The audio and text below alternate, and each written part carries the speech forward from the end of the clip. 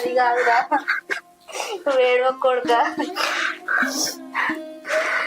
మీరు ఒకరి కోసం ఒకరు లక్షలు లక్షలు ఖర్చులు పెట్టుకున్నారు. దేనికైనా నువ్వు ముందు పడి అన్ని ఇళ్ళ తీసినావు కొడుక. కానీ ఇప్పుడు నా కోసం, కన్న తల్లి కోసం చెర 5,000 ఖర్చు పెట్టడానికి మీకు గంతగానం పంచాయలు అవుతానే, గంత పెద్ద లొల్లయింది. అందుకే ఇది ఇంకెంత దాకా పోతుందో నాని.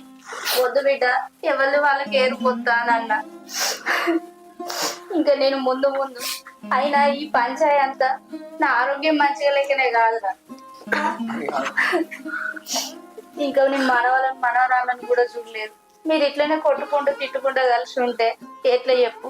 నా పానం ఇంత మనశ్శాంతిగా ఉండదు. అందుకే మీరు దూరంగా ఉంటానన్న, ఒకరి మీద ఒకరితో ప్రేమగా కలిసి ఉంటారని ఏరిపోతుంది అన్న. అంతే కొడుక, నాకు మనవరాళ్ళతో సంతోషంగా బతకాలని ఉన్నది.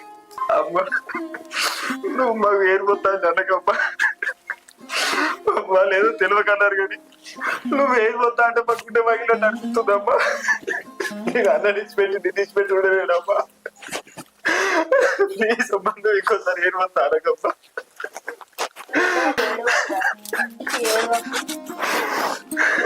నేను మిమ్మల్ని వదిలిపెట్టుకుంటున్నారా? మిమ్మల్ని వదిలిపెట్టి నేను బతకలేదు. అమ్మో, మన ప్రాణమే పోతుందిరా. వాళ్ళంటే బయట నుండి వచ్చేటోళ్ళు, వాళ్ళే అత్తమ్మని అమ్మలాగా చూసుకోవాలి.